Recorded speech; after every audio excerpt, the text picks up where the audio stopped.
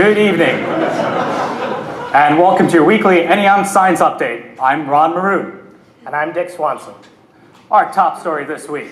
Physicists have identified a new dark quantity that permeates the universe, the darkness inside.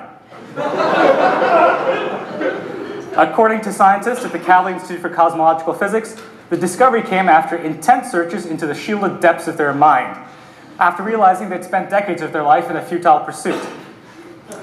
The primary detection medium in this discovery was a water-ethanol mix doped with trace amounts of juniper.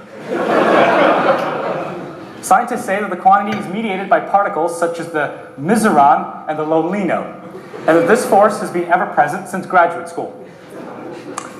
In lighter news, the physics community was shocked today when a string theorist discovered he was offered a job.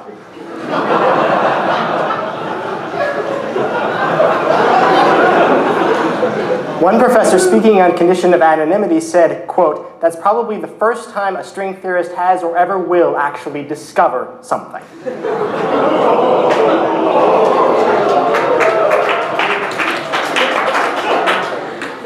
That's a cute kitten, Dick. Something I certainly can't say about any string theorists I've ever met. It's true. And in local news, in a surprise move, the University of Chicago decided today it was going to appoint a competent financial manager. University President Robert Zimmer, however, was unavailable for comment, currently spending time in the Mediterranean on board his yacht. Unionize this, motherfuckers. Ain't that the truth, Ron?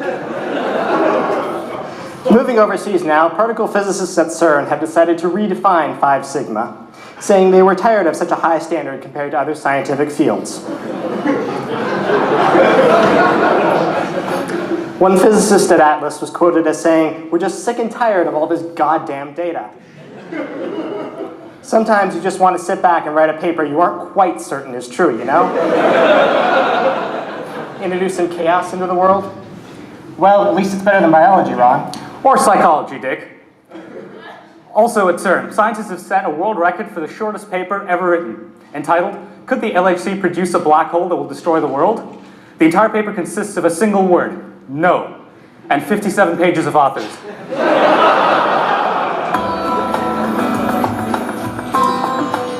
And now a word from our sponsors. This news segment is brought to you by Vixra.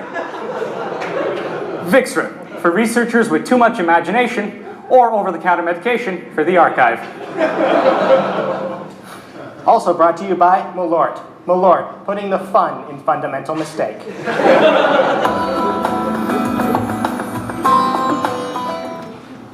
Finally, scientists have recently published experimental results confirming the uncertainty principle.